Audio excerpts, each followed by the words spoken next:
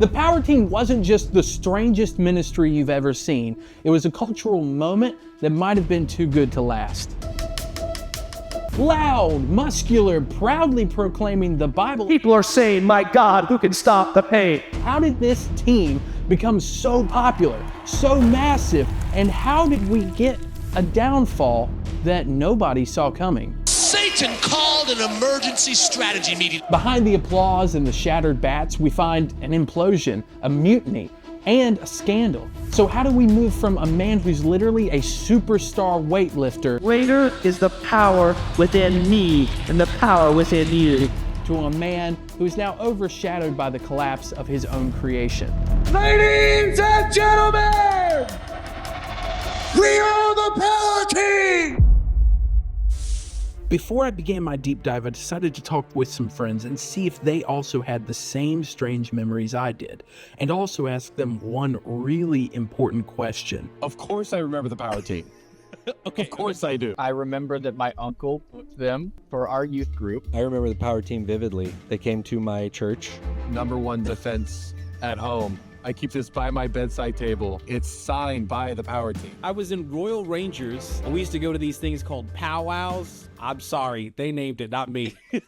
My uncle was the youth pastor. He booked them. My dad was just like, hey, we're going to go see the Power Team. They do feats of strength for God. There was a school attached to our church, and they came out on the basketball gym floor. They displayed their power. Bro, the sweatiest, most muscular guys. If you're a chubby kid, this means something. I was a huge pro wrestling fan, so to see guys that were legitimately that size and that strong was a dream come true. And they ripped up Phonebooks. The Phonebooks was a big one. Very theatrical. Breaking bats. The cinder blocks. Pow! Do you think I can tear through an entire phone book by the end of this video? By the end of this video, you will be able to rip through a phone book. I think you will be able to rip a phone book. I'm gonna do maybe zero prep. Then no. Power of Christ, anything is possible. Do you know anything about them now? What happened? I didn't hear anything about what happened to the Power Team. I mean, you're asking me like I keep up. I imagine they're working at a telemarketing agency, but I have no idea. I don't know. To understand the rise of the Power Team, we have to understand John Jacobs, its founder. Born in Texas, Jacobs was surrounded by revival-style preaching and ministry, the type that is partnered with fiery sermons and altar calls. At the same time that he's growing up in that, he is also falling in love with the idea of bodybuilding, and he's lifting weights and he's getting bigger. And obviously this would be formative to what his role is with the Power Team. John Jacobs started as a prison evangelist, going into all of the different jail systems and sharing messages. And this is actually where he learned his first stunt from a sheriff. Numerous different things I read state that Jacobs said that he realized that nobody in prison was wanting to hear a sermon. And so a sheriff, taking a little bit of pity on this young guy who can't get people to pay attention, shows him a trick of how to break handcuffs over your body. If he broke a pair of handcuffs or bent a metal bar over himself, suddenly people were paying attention. And once he had that attention, he would share what he actually wanted to share. Suddenly people were coming to him, asking him to speak at their churches or at their events. Jacobs finally had the attention that he needed and wanted.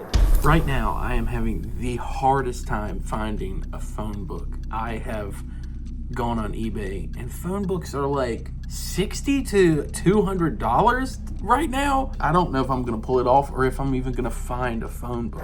In the late 1970s and the early 80s, Jacobs started recruiting other guys who could do these feats. Guys that were literally so big that they could just fill the rooms with their bodies, and they started traveling. They continued doing ministry, and they continued taking things up several levels. And you know that God is in my heart, and I will show that love to my brothers and my sisters that I find. I pray to the Lord. What they lacked in theological training, they made up for in raw physicality, traveling from church to church, doing stunts that bordered on insanity, blowing up hot water bottles until they exploded in their face, bending steel bars with their bare hands, snapping baseball bats over their knees over and over again. The idea is simple. Use the spectacle to earn the sermon. Hook them with the show and reel them in. Jacobs even said in a few interviews that that's exactly what he thought it was, bait. To understand why the Power Team became so popular, you have to understand the culture of the 80s.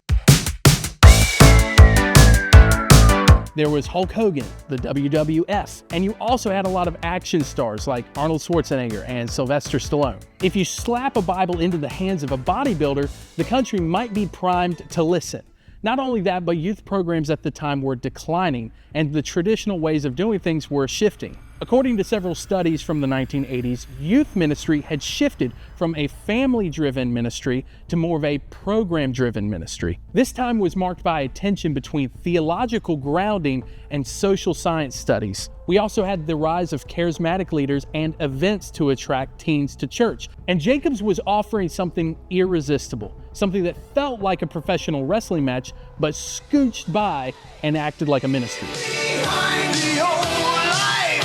Whoa! Crowds flocked to their shows by the thousands, and churches paid huge sums of money just to host a multi-night crusade from them. And kids would line up hours ahead of time just to get good seats. At their peak, the Power Team claimed to reach over 1 million teenagers every year, and they sold things like VHS tapes and music. Let's talk about this John Jacobs and the Power Team soundtrack.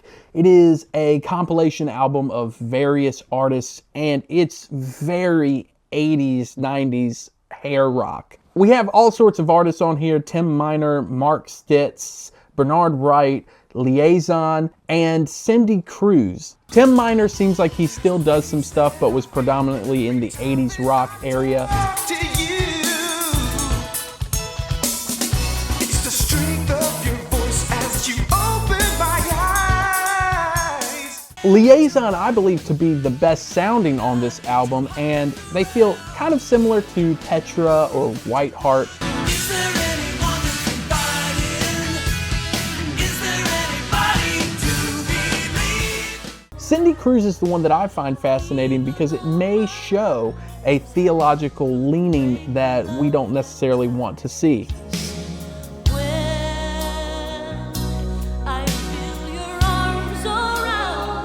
Cindy was part of the Cruz family, which was an evangelistic music group. She was 6 years old when she started. Since then, it says she's written for and produced for over 100 different albums. In the 80s and 90s, she started leaning more into the rock space, and she was actually married first to Tim Miner, who is on the opening track of this album. In January of 2000, she was contacted by Joel Osteen, the pastor of Lakewood Church in Texas. He called her and offered her the position of worship leader, and she was the first hire that he ever made. They are a prominent prosperity gospel church. Again, the idea of the prosperity gospel is taking the idea of financial success and blending it with the idea of God's favor. We don't see that in the Bible anywhere. These churches are usually grifts, and it kind of makes me worried about the motivation of John Jacobs if this is what they were kind of affiliating with. I know you didn't make me to lose, but you made me to win. And tonight I choose to win. We do see the Power Team continue to use current rock sounds as they traveled. So I can at least appreciate the effort. But music wasn't the only strange venture they had. They also went into the world of comic books. I was actually able to get my hands on the very first edition of their comic book.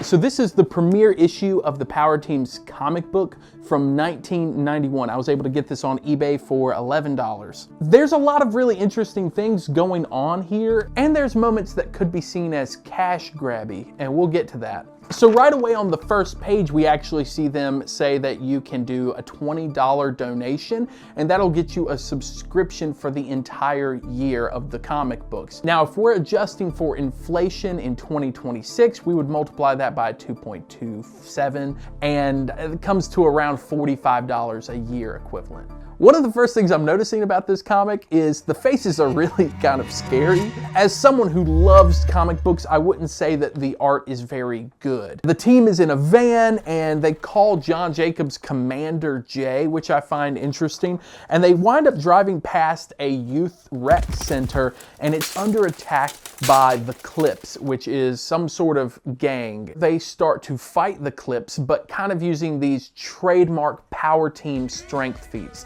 One of them runs at them with a bat, and he snaps the bat over his knee. They're holding up brick walls and breaking concrete. And then we move over to a scene of a character named Mike, and he actually robs John Jacobs' wife, Ruth Ann. And he takes the purse, and then he ends up running right into John Jacobs, so they stop him.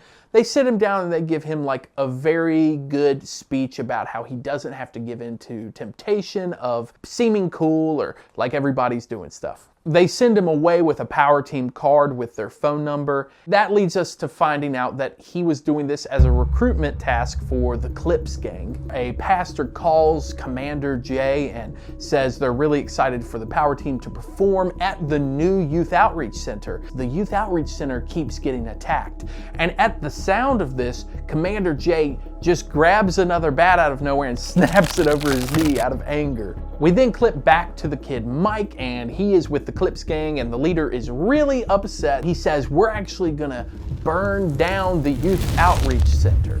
Then we flash over to Mike's mother, who is praying for her son when she looks up and sees a massive power team billboard right outside of her bedroom window. So she calls Ruth Ann Jacobs, and she comes over to the house. They're talking about Mike. Mike shows up at the house. He breaks down crying, and he becomes a Christian. And at this point, we get a little intermission of a merch plug. We've got a list of all sorts of merchandise and an order form here. We have Power Team soundtracks, a wall poster, Power Team video, the Touches the World video, a one-of-a-kind crusade highlight is what they call that, mini Power Team bats, action shots, and of course the comic book subscription. I took how they were pricing their merch and I adjusted for inflation to see how expensive it would be considered. The t-shirt would sell for about $35. The soundtrack tape would be $27. The CD is $34. The video, $45. The Touches the World highlight video, $57. The mini bat, $23. I wouldn't pay $34 for a CD right now, and I definitely wouldn't pay $57 for a highlight film. So we get to the rest. Mike ends up actually going and trying to confront the Clips as they're about to burn down the Youth Outreach Center. They try to kidnap him. The power team shows up in a very dramatic way, and they start doing more of their feats to fight the Clips. People holding up 2x4s in their arms and the power team running through them, or lifting manhole covers, or bending bars around people's arms. Captain Jay is fighting the Clips leader, and he gets hit with a bar and falls down, and it looks like he's reaching for a gun, and the leader is like, you're reaching for your weapon, and suddenly he pulls out the power sword. This is the New Testament version that the power team sold. And he says, no weapon formed against me shall prosper, which then the gang leader starts unloading his weapon towards him. Then it flashes forward. The gang leader has been apprehended, and he explains that he saw God surrounding Commander Jay and a giant flaming sword in front of him, and it stopped all of the bullets. Right after that, Commander Jay opens up the Power Sword Bible in front of the rest of the gang, and suddenly we see these like demonic spirit creatures leaving their bodies. A pretty interesting read. Right away, you get an ad to go buy the Power Sword. It says it's a book all teens can carry to school without intimidation, and it's the very same New Testament used by the Power Team. And it's called the most exciting new concept in gaining power from God's Word. Now you might be thinking that might be the last cash grab in this thing, but actually you get an entire thing on the back that blew my mind. Right here, it's another donation invitation, and it says to be a power warrior or a member of the Breaking the Chains family. In order to be a member of the Breaking the Chains family, you need to give $100 a month or $1,000. That would be like asking someone right now to give $225 a month. Oh, but don't worry, you get something super rare. You will get a gift that could be called priceless. When you complete 10 months of your annual pledge of $100 per month, you will receive one of the last remaining pages from the original first edition printing of the King James Bible of 1611. That would be like giving $2,250 to the power team and them sending you a torn out page of the 1611 Bible. What is the 1611 Bible worth? Is it super rare? According to my research, it's kind of rare. I mean, there's 1611 Bibles that you can buy brand new right now. But if you want to go get an original page, it's going to cost you anywhere from $100 to $700 currently. So let's go on the high end and say that it's going to cost $750, $800 right now and go back in time with inflation. That would mean that it would be worth $350 back in 1991. Granted, antiques and collectibles, they fluctuate up and down. It would be hard to believe that it would fluctuate that much between now and then. Now, while the comic book is interesting, I was actually able to get my hands on one of the documentaries that they were selling in it. The 1991 John Jacobs and the Power Team Touches the World. Lord, use my life to win as many people as possible. I want to be a great fisherman. I want to be a soul winner. I want to make a difference in this world. Lord, somehow, some way, use me. In this video, it shows all of their international travel, and it shows all of the different ways that they were sharing the gospel. Through watching this, I think it was impossible not to see the massive impact they were having. Trying to find a phone book, and finally asked my mom if she had a phone book, and she gave me one. I definitely feel a certain way about this.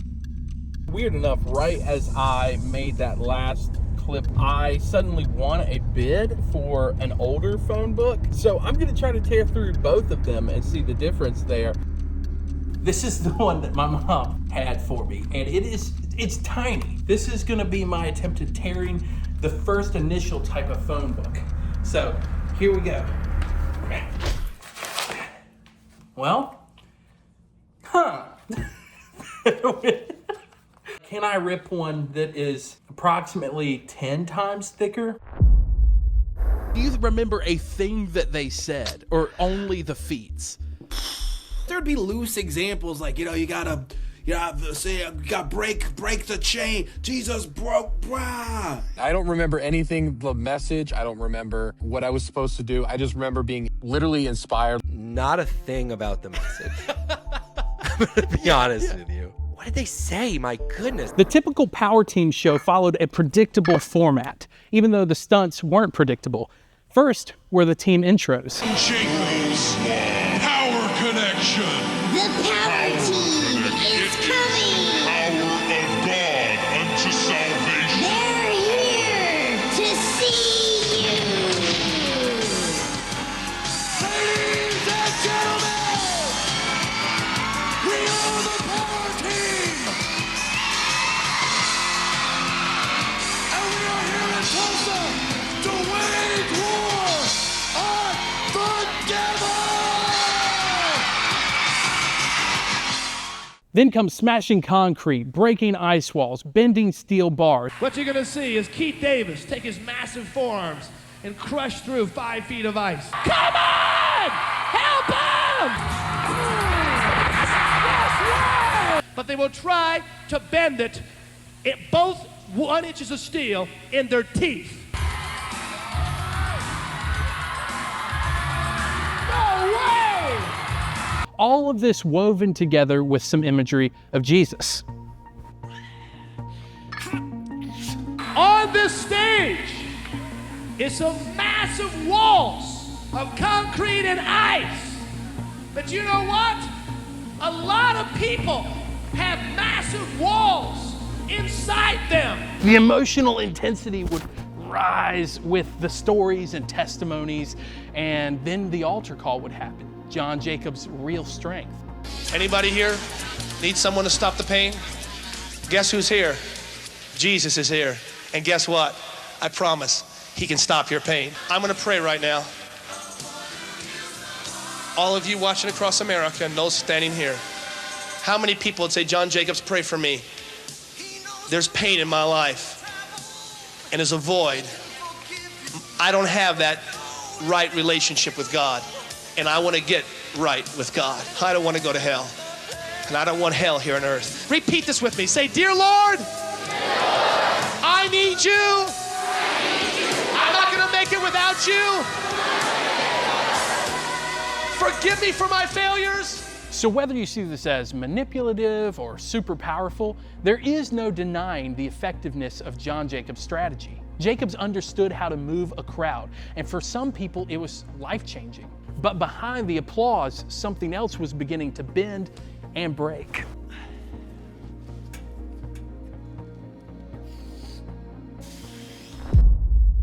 Here we go.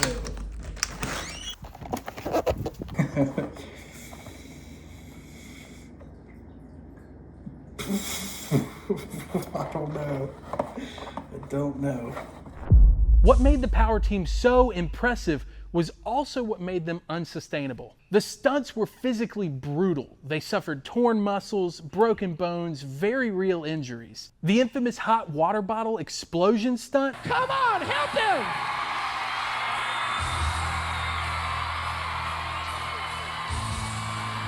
I read where some medical professionals were saying that it could have collapsed their lungs. A lot of the team members hated being assigned that stunt because the rubber would break and then it would end up cutting their face. And yet the show went on, night after night, town after town, country after country, non-stop. Financially, the ministry was still straining, and that's because churches technically weren't paying a fee. They were paying for the materials that would be destroyed in the show.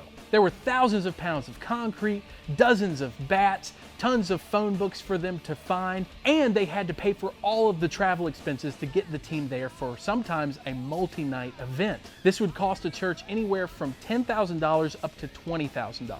To keep the machine running, the ministry relied on a weird mix of donations and merch. I even spoke with a friend who remembered a time that they started asking for an offering and it just kept going forever to the point where the students were super bored. All of this seemed to be working until it was too late. By 1998 and 1999, financial instability and internal pressure was beginning to build, and it was growing too strong. Team members were coming and going, and the cultural moment that once took them in was beginning to shift beneath their feet. People began asking the question, is spectacle the right way to go about this? There's a classic argument that happens in pretty much every church at some point. If a church says that they believe that the Bible is enough, does that actually mean that they don't need entertainment? There's a saying that started going around about this time that was, whatever you do to get the butts in the seats, you have to continue to top to keep them there. You still see this with a lot of mega churches. Wow!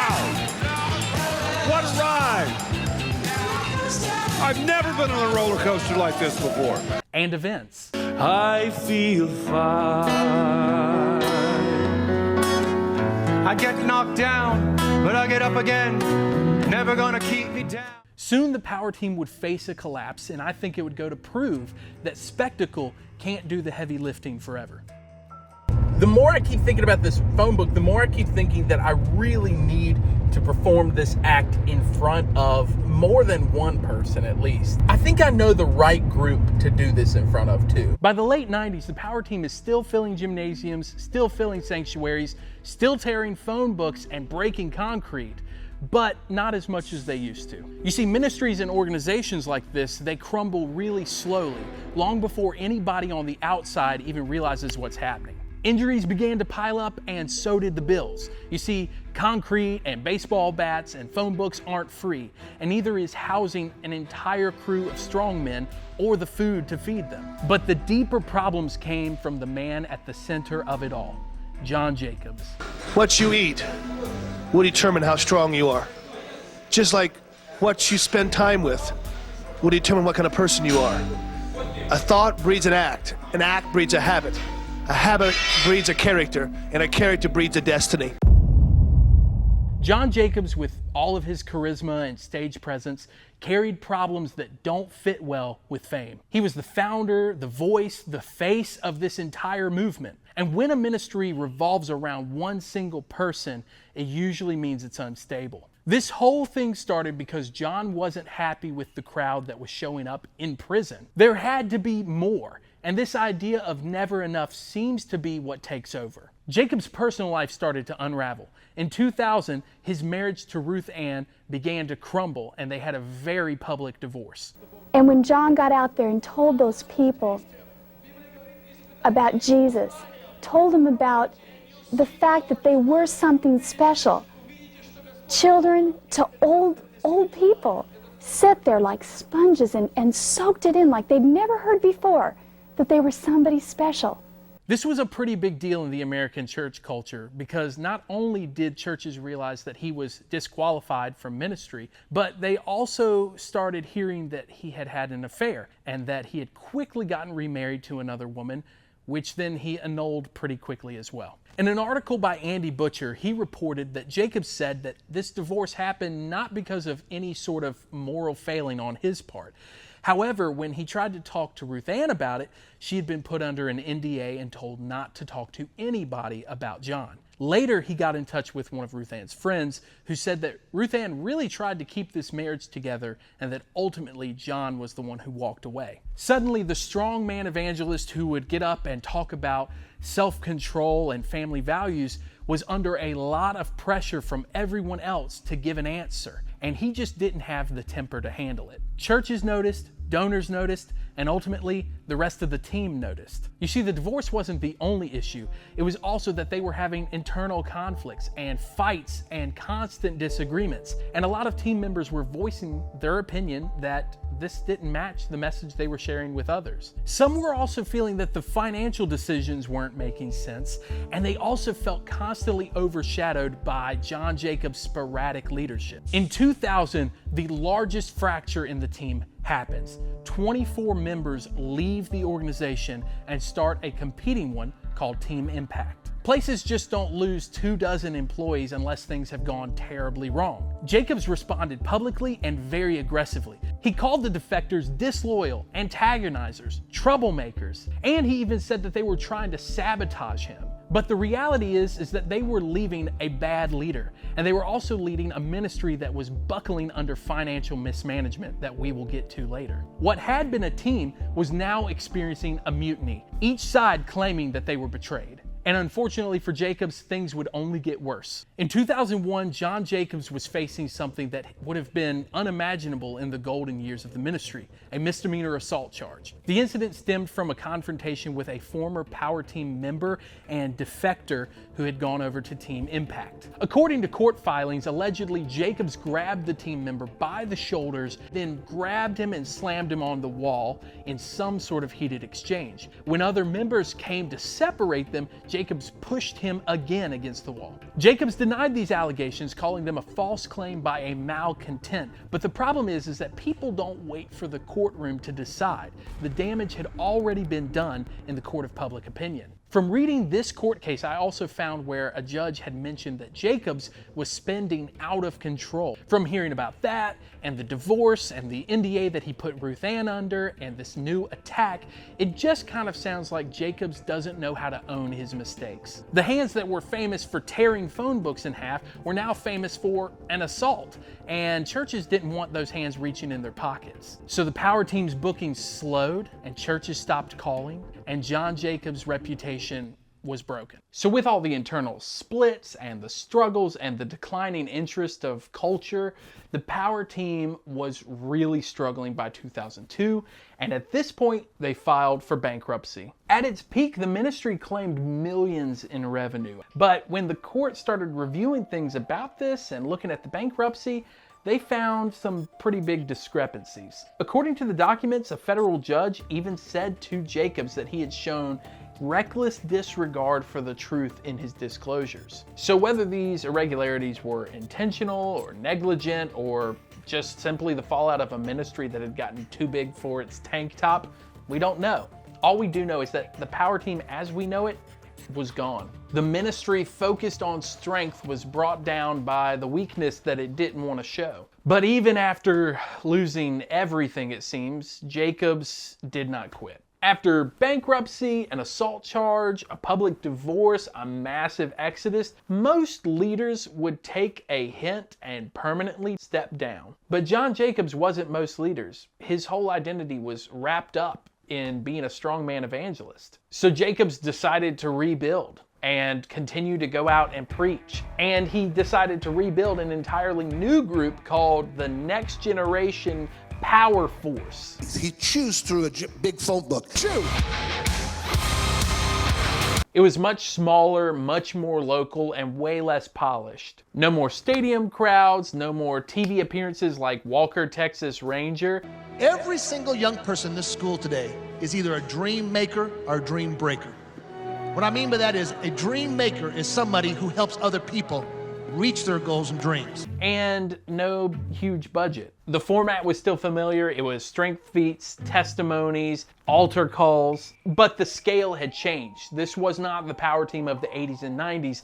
This was a suffering fragment. I saw a lot of people on here that saw it as Jacobs refusing to let go of the spotlight and not accepting the reality of his situation. But let's talk about the other people, because in 2000, those 24 members that left started Team Impact. The mission was still there, break stuff and talk about Jesus, but this time with different branding and with different accountability. I'm seeing reports that showed that Team Impact actively tried to distance themselves from controversies surrounding Jacobs, and they wanted ministry to be without drama. And for many places, this was the clean slate version of what the power team was trying to do, and so Team Impact got booked. But through this, we also got the Power Team 2.0. Had a different leader, obviously. It was Todd Keene. He had traveled with the power team, and he held the record for the most cinder blocks broken. He also had some NFL experience. On their website, it says Todd has led and refocused the team to its original call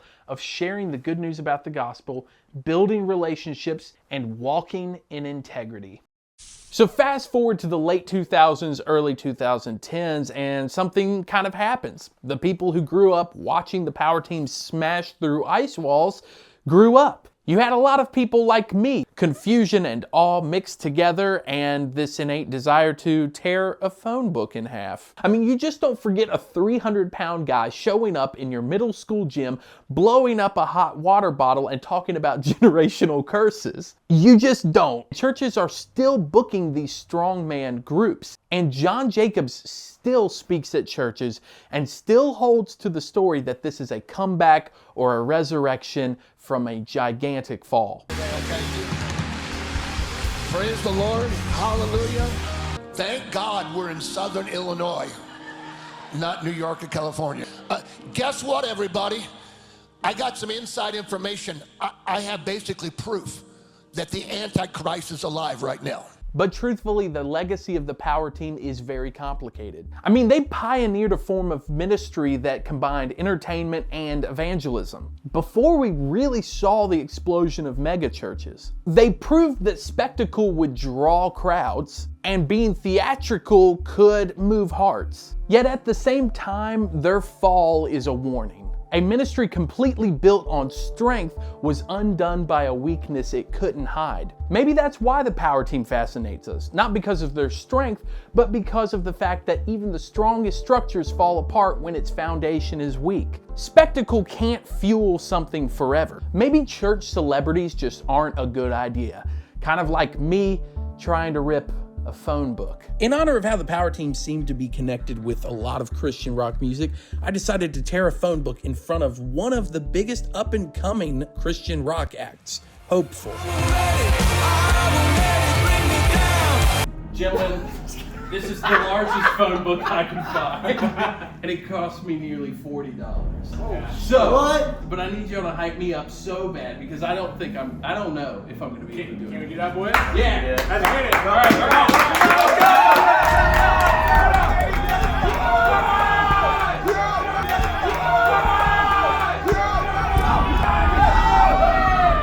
I think I see it.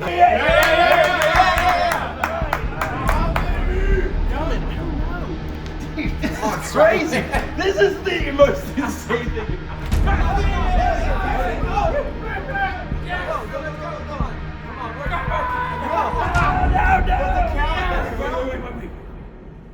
me regroup.